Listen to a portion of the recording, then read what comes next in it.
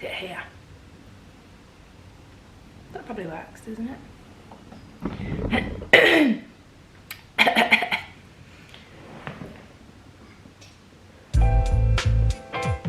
Hi everyone and welcome back to my channel.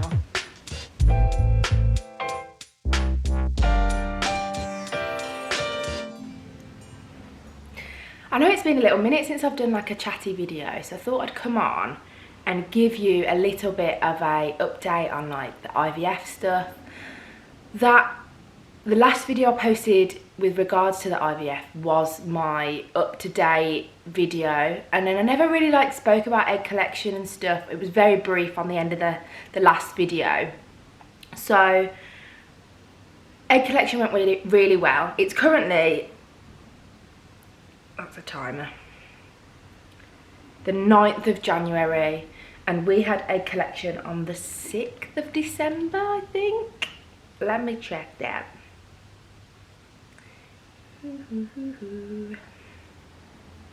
Yes, Friday the 6th of December we had egg collection. So that all went really smoothly. We went in, we got there for about 9:30. No, the appointment was supposed to be at 9:30. We went in about 8:30 because the traffic over there, if anyone's at Birmingham Women's Hospital, they'll know that the parking is just horrendous. So the earlier you can get there, the better.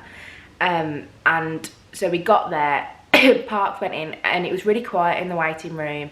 And we kind of just sat there for, well, it was almost an hour, because we were like, it's getting like close now. Like, shouldn't we be going in by now? Shouldn't we be getting like pre-op and get changed and whatever? So anyway, they called us in about 9:15 and went through all the checks. We met the consultant, we met the nurse, we met the anaesthetist. They told Mark what to do with his part of the deal.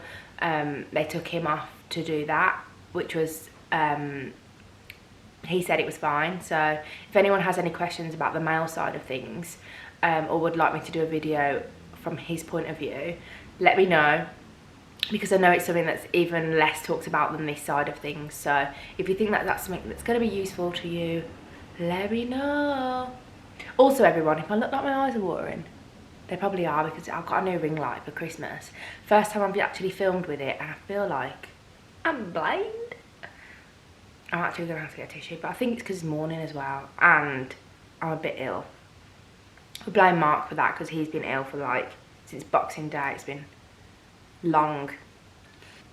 So yeah, we went through, met everybody, got changed. Mark went off, Mark came back, and I still hadn't gone in then. And it was literally like the most bizarre thing, because every surgery I've ever had, like I've had 3 knee surgeries, I've had a mole removed from my head, and I've had an umbilical hernia when I was a baby. So been under quite a few times, wasn't necessarily new to me. But the first time I've never been put to sleep in a room before the theatre.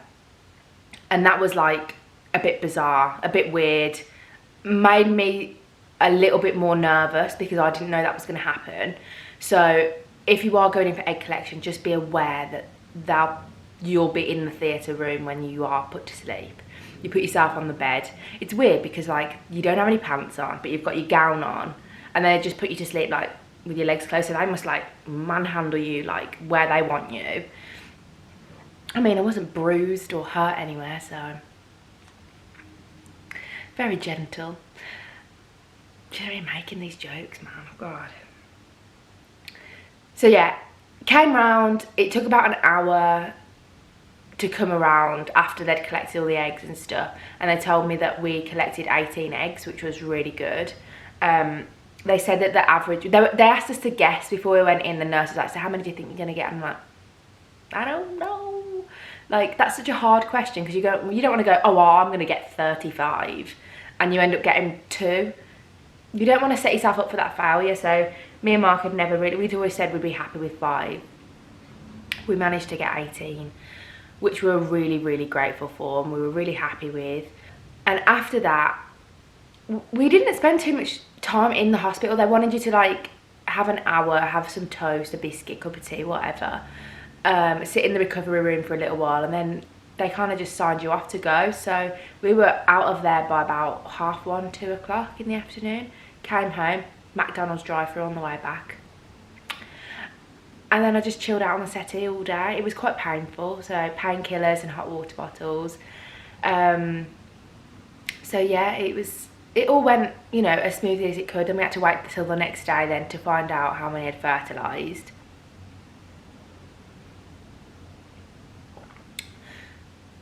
Mark was actually helping his sister move in to her new house, so he wasn't at home with me the next day, so I was with my mum and my sister. So they were there when the embryologist called me to tell me that 10 out of the 18 had fertilised.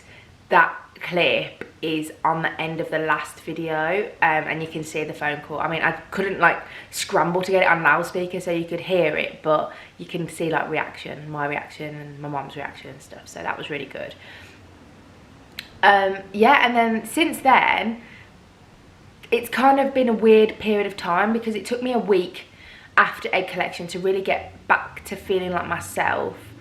They tell you not to do too much, so for me, who I go to the gym nearly every day, go out for walks, go just work, do, you know, like housework, like vacuuming or putting washing in or whatever, they're like, no, don't do it, just rest. Because I was at risk of OHSS anyway, they were like, no, absolutely not, don't do anything. And Mark was like, no, don't do anything. Like, he was like really backing them up because he didn't want me to get poorly. So after about a week, I was starting to feel like myself, which was, thank God. I was like getting bored out of my mind, being like doing nothing. Felt like really out of a routine. I just didn't feel, I don't know, I just didn't feel like myself at all for the first week. The bloating was horrendous. I couldn't go to the toilet. It was just, everything hurt. So after about a week, just over a week, things started to settle down and go back to normal, thank God. But yeah, and then it was kind of like, oh well, I knew I had to wait because we had the freezer all. So the 10 embryos that did fertilise all went into the freezer on day 1. So normally they would try and grow them to, if you were going to have a fresh transfer, they would try and grow them to day 5, which means they're a blastocyst. And a blastocyst basically means when the embryo splits into 2, and you've got the sac that's going to form the baby and the sac that's going to be the placenta. That's what a blastocyst is. So they try and get them to that because they know that you're going to be in the best position then, or you're going to have the best chance of it working, because if it isn't going to get to day 5 in the lab, the chances are if they put it in, it's not going to get to day 5 when it's implanted in you anyway, or if it doesn't implant. So with us and me knowing that everything had been frozen and we had to wait, that was hard at first because we didn't realise how long this process was. We were talking about it last night actually, and we were just saying that it's such a long, like IVF is long, infertility is long, but like when you have a freezer all and you weren't expecting it, it makes it even longer, because technically I should have had my transfer like a month ago now, and we're just still sitting here like, pass me the wine please. Which was great over Christmas, you know, I got to enjoy Christmas. We have a lot of things that go on with our friends and family over Christmas, so I got to enjoy all that as normal, if not a bit harder than normal, but we won't talk about that. Yeah, I'm just like ready for the frozen now. So we went in on the 30th of December for our consent signing. Where we went in, saw the nurse. It was very, very quick, really quick. Signed the paperwork, got my prescription, picked the drugs up. She told us briefly what the next steps are. So basically, FET, frozen embryo transfer. It's not like, oh yeah, you're ready now, let's come in. There's like another protocol of drugs you have to take before. So it's again, more time, it's long, it's gonna take time. So we went in on the 30th. She told us that, well, first of all, there was a bit of a kerfuffle because we're going on holiday next week. Keep an eye on the vlogs. She said to us, call up on day 1 of your next cycle which I am assuming will be while we're away. And then you have to go back into hospital on day 21, which is what we found out after.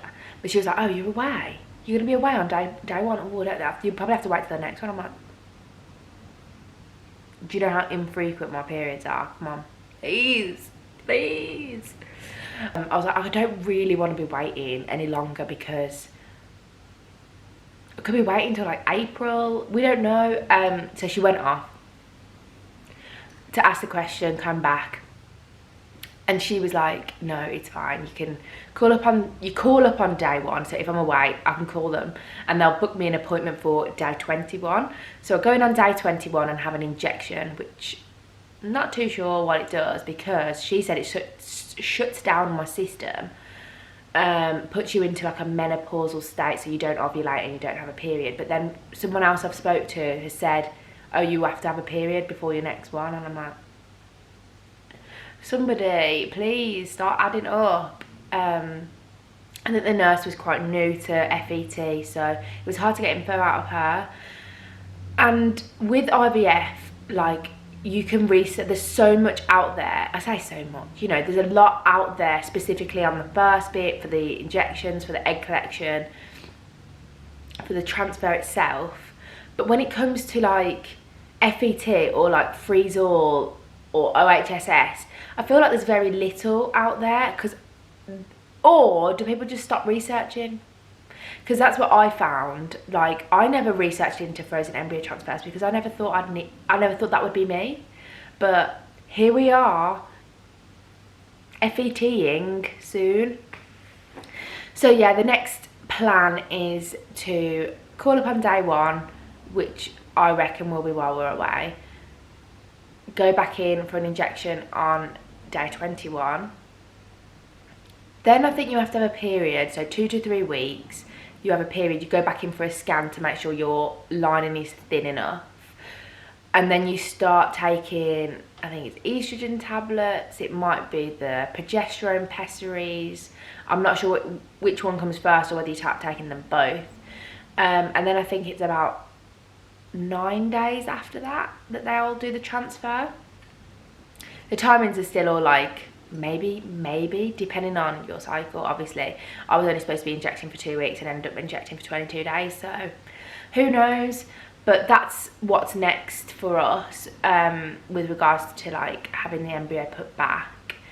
I'm really looking forward to it. I'm nervous because the embryos, the 10 embryos we've got, I've got to all be taken out of the freezer. They're not going to just take a couple, they're going to take them all. And then they're going to have to try and grow them to day 5. The chances are we will lose some of them in the thawing process, which that's to be expected. And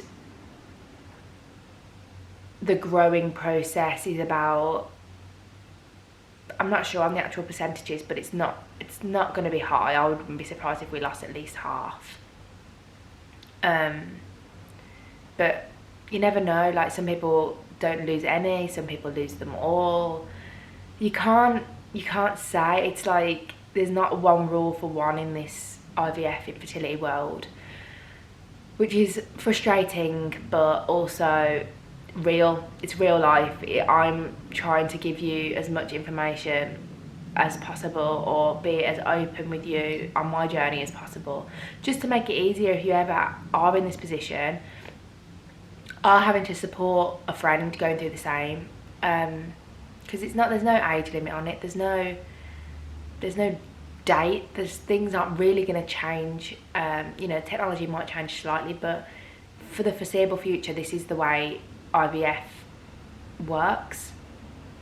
I'm quite a strong person, so you know, if it is you and you don't feel like, oh my god, Nic's so strong, I'm not feeling that way, I just look at it as if this is my life path, this is the way my life was supposed to go, it's all happening for a reason, and it will all come at the perfect time. I have a lot of people go, well, you're still young, whatever, but we've already been trying for 2 years, and I'm 27 now. Mark's gonna be 29 next month. We've been together for 12 and just over 12 years. Time ticks on fast. You know, if we're in this position again next year or the year after, or we've had 5, 6, 7 rounds of IVF, because there's people out there that are in that position, what do people say to you then? Are they still going to go, oh, but you're still young? I'm like, yeah, but we're out of money. Like, it's not about age sometimes, because it's about everything else. It's about your mental health. It's about how you're feeling. It's about how much it's costing you, like, financially and mentally. It's tough to go through. Like, it is hard going on your body. So don't feel like you're playing it down, or don't feel like your feelings aren't valid, because they are, because it is really hard. I'm just good at switching my feelings off towards it, and I try and think of the positives. I try and think about what else I can do. So, like, when I was bored after egg collection, and I knew that, like, transfer felt like forever away after egg collection, because I knew we had to wait 2 cycles. So that was the hardest time for me. But as soon as I realised that I could get on with my life, like get back to work, get back to going out, it was Christmas, I was going to be seeing loads of people, there was going to be loads of plans, that kind of made me feel better. So we also booked this holiday because we were like, you know what, I'm currently not pregnant. This could be the last trip we take together. Not pregnant or not with a baby. That's the plan. But like, it potentially, that's the way it potentially could go. And if it is, then that's great, because you know, we're going to Sri Lanka and there's a lot of surf out there, and I would have been able to do that if I'd had my fresh transfer and it worked. So I'm taking the pluses from it. So try your best to look at it like that if you are in my position. Yeah, it is hard, but we'll get there eventually, and I'm gonna love it. But we don't like think too far ahead, because we don't want to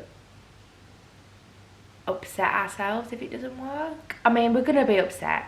I'm gonna be devastated if it doesn't work, but we're hopeful. Right, I'm gonna leave it there because my batteries are flashing at me like I'm gonna die.